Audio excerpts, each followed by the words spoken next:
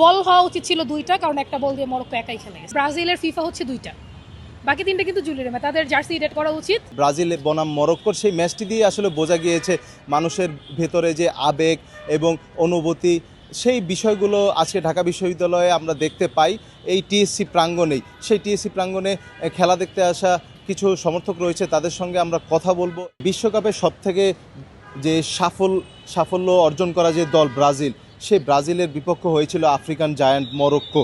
তো সেই মরক্কোর বিপক্ষে ড্র করলো, এই বিষয়টি নিয়ে আপনি কি বলবেন? এটা কি প্রত্যাশা ছিল কিনা?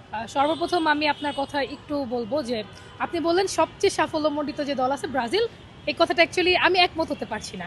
যার যার আলাদা ওপিনিয়ন আছে, আমার ওপিনিয়ন আমি একমত হতে পারছি না, কারণ আমরা যদি দেখি ব্রাজিলের ফিফা হচ্ছে 2টা, বাকি 3টা কিন্তু জুলিয়ার মেসি, তাদের জার্সি রেড করা উচিত, তাদের স্টার হবে 2টা।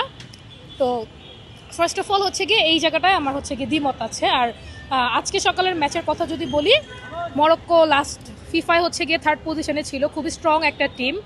তারা তাদের যে পজিশন ছিল লাস্ট ফিফায়, ওই পজিশনটা ধরে রাখতে সক্ষম, এবং আমরা যেরকম আশা করেছিলাম সেরকমই তারা পারফরমেন্স দিয়েছে। কিন্তু ব্রাজিলের থেকে আরও ভালো পারফরমেন্স আশা করছিলাম, যদিও তারা লাস্টে কামব্যাক দিচ্ছে, বাট বল হওয়া উচিত ছিল 2টা, কারণ একটা বল দিয়ে মরক্কো একাই খেলে গেছে।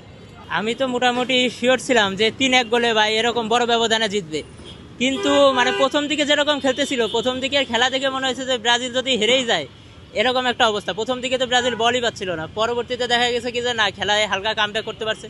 আর ব্রাজিলের ফরওয়ার্ডেও তেমন একটা ভালো খেলা দেখতে পারি নাই, মানে ব্রাজিল সবসময় যেমন খেলে সেরকম খেলা কালকে দেখাইতে পারে নাই। এইভাবে যদি এই বিশ্বকাপে চলে তাহলে এই বিশ্বকাপে ভালো কিছু হওয়া অনেক কঠিন হয়ে যাবে। আমরা সর্বোপরি আমরা বিভিন্ন যারা ফ্যান আছি বিভিন্ন দলের, ফুটবল মানেই আমাদের একটা এটা একটা অন্যরকম ইমোশনের জায়গা হচ্ছে ফুটবল। তো যে দলে ভালো খেলুক এটা আমাদের খুবই ভালো লাগে ফুটবল খেলা দেখতে। এর জন্য আমরা সারা রাত জেগে আমরা ভোর 4টায় যে ব্রাজিলের ম্যাচটি দেখেছি, ব্রাজিলের কাছে আমাদের অনেক চাওয়া পাওয়া ছিল।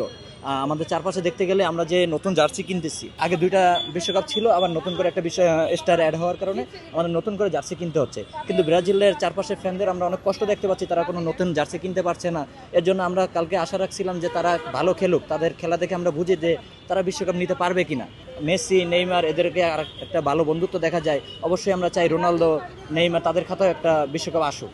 হাই হোপস ছিল না অবভিয়াসলি, তার কারণ হলো যে আমরা অলরেডি জানি লাস্ট কয়েকটা ম্যাচে ফ্রেন্ডলিসে ইভেন ওদের যে কাপের যে কোয়ালিফায়ার্সে ওরা বেশ খারাপ পারফরমেন্সই করতেছিল। লাস্ট একটা কাপের কোয়ালিফায়ারে আই গেস 5th প্লেস অর্জন করছে নর্থ আমেরিকার মধ্যে। So that was very sad. So আগেই জানতাম যে হ্যাঁ হয়তো অতটা ভালো করবে না, বাট যেহেতু নেইমার ব্যাক করেছে আমাদের একটা হাইপ ছিল, অ্যানচেলটি যেহেতু এসেছে একটা আলাদা একটা হাইপ ক্রিয়েট হয়েছিল যে হয়তো কিছু চেঞ্জ হবে। বাট ফুল ব্যাক, তার পাশাপাশি মিডফিল্ড প্রচুর উইক, আমরা অনেক আগে থেকেই জানি। দেয়ার আর নট ভেরি গুড প্লেয়ার্সের বেশি ইয়াং না, এর কারণে আর কি আমার মনে হয় যে এই মানে অ্যাটাক কাউন্টার অ্যাটাকের যে ট্রেন্ড, এই ট্রেন্ডে ওল্ড প্লেয়ার খেলিয়ে অ্যাকচুয়ালি অত ভালো করতে পারবে না ব্রাজিল।